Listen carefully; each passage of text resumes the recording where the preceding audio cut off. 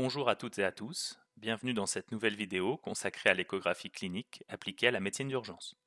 Aujourd'hui, nous aborderons ce que l'échographie abdominale réalisée par le médecin urgentiste lui-même peut apporter en pratique. Comme toujours, un support cognitif contenant les notions clés est disponible dans votre lien. À l'issue de cette vidéo, quelles compétences doivent être parfaitement intégrées? D'abord, détecter un épanchement péritonéal. Si vous maîtrisez la FAST, cette compétence est déjà dans votre poche. Ensuite, évaluer une dilatation vésicale pour confirmer ou infirmer un globe. Toujours dans la vessie, vérifier la position d'un cathéter de Foley, parce qu'un sondage raté n'aide absolument personne. Et enfin, détecter un anévrisme de l'aorte abdominale et en apprécier le diamètre, un critère central pour la suite de la prise en charge. Quelles sont vos quêtes secondaires? Tout d'abord, savoir détecter des lithiases biliaires vésiculaires. Ensuite, savoir identifier une cholécystite aiguë. Le reste n'est pas pour vous. Ni intestin inflammatoire aigu, ni recherche de lithiase dans les voies urinaires. Vous avez déjà largement de quoi faire avec le reste. Mais attention, l'échographie clinique abdominale est probablement la plus trompeuse des explorations. Si elle n'est pas précédée d'une anamnèse sérieuse et d'un examen clinique rigoureux, c'est un terrain miné. En haut, ce que vous observez n'est pas forcément une insuffisance rénale obstructive. Pour le moment, il s'agit d'une simple dilatation des cavités pyélocalicielles. Au milieu, cette image n'est pas une colique hépatique, mais juste la présence de lithiase vésiculaire. Et en bas, cette vésicule a une paroi épaissie, ce qui n'en fait pas d'office une cholécystite. Alors, comment rechercher une dilatation des cavités pyélocalicielles? Utilisez exactement la même coupe que pour la FAST-écho. Loge hépatorénale à droite, loge splénorénale à gauche. Pour rappel, le rein gauche est plus haut et plus postérieur que le rein droit. Si vous ne le voyez pas, c'est que vous êtes trop bas ou trop antérieur, ou les deux. À l'écran à gauche, des reins normaux. À droite, une dilatation franche des cavités pyélocalicielles. Une vraie dilatation se présente comme un élargissement confluent des cavités collectrices. Les plages anéchogènes s'enchaînent des pyramides jusqu'au piélon. Retenez ceci, pas de confluence, pas de dilatation. La visualisation de la vessie, elle, est généralement sans difficulté. Coupe transverse, suspubienne, sonde convexe. Vous verrez une belle collection anéchogène avec renforcement postérieur. C'est votre vessie. Rempli ou pas, voilà ce qui change la visibilité. Mais un globe vésical, lui, peut entraîner une dilatation des cavités pyélocalicielles. Donc, après un sondage, retournez voir vos reins. Si la dilatation disparaît, vous avez résolu le mystère. Mais alors, pourquoi avoir insisté sur la confluence des plages anéchogènes dans la dilatation des cavités pyélocalicielles? Parce que les kystes rénaux peuvent mimer une dilatation, et s'il y a bien un piège banal, c'est celui-là. Petit aparté sur les kystes. Vous n'avez pas à les classifier. La classification de Bostniak s'applique pour l'imagerie en coupe, pas pour l'échographie et encore moins pour l'échographie clinique. Pour vous, un kyste est simple ou il ne l'est pas. Qu'est-ce qu'un kyste simple? C'est un kyste bien rond, de contenu transsonore, avec renforcement postérieur, sans paroi. Si vous n'avez pas l'ensemble de ces critères, alors votre kyste n'est pas simple.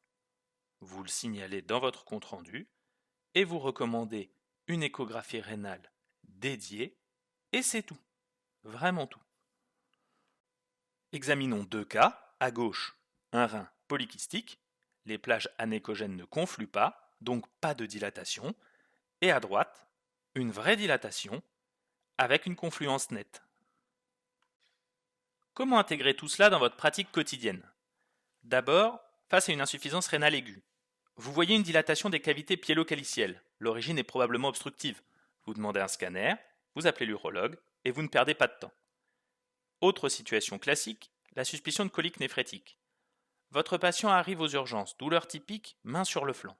Vous commencez par un AINS. Oui, votre échographie viendra, mais pas avant un examen clinique et une bandelette urinaire.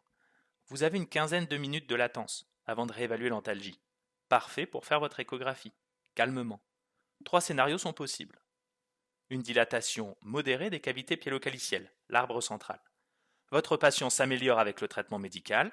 Parfait, une prise en charge ambulatoire est possible. Deuxième scénario, une dilatation majeure des cavités piélo-calicielles, l'arbre de gauche. L'imagerie en coupe s'impose, quel que soit le résultat de votre traitement médical initial. Troisième cas, pas de dilatation des cavités piélo-calicielles, l'arbre de droite. Passez du sérum Fion intraveineuse et recontrôlez à 30 minutes votre échographie. Si les cavités se dilatent, il y a un obstacle, on revient dans l'arbre central. Sinon, cherchez autre chose, ce n'était pas une colique néphrétique. Côté vésicule maintenant. Un calcul biliaire à l'échographie, c'est une image hyperéchogène, mobile, avec cône d'ombre postérieure. Mais attention, la présence de lithiase n'est pas en soi pathologique. Au-delà de 40 ans, près d'un patient sur 200 en aura, souvent sans le moindre symptôme. Pourquoi les rechercher alors? Parce que devant une suspicion de colique hépatique, de cholécystite ou de pancréatite, la présence d'une lithiase oriente le diagnostic. Mais encore une fois, elle ne suffit pas. Sans le contexte clinique, ce n'est qu'un simple caillou. Devant une douleur d'origine biliaire suspectée, procédez ainsi. D'abord, un interrogatoire rigoureux, ensuite un bon examen clinique, et enfin, et seulement à ce moment-là, une échographie. 2 éléments essentiels. Une lithiase visible dans la vésicule et une douleur au passage de la sonde, le signe de Murphy. Les deux doivent être présents. S'ils ne le sont pas, vous n'êtes pas sur une pathologie d'origine biliaire. Ensuite, tout dépend de l'épaisseur de la paroi de votre vésicule.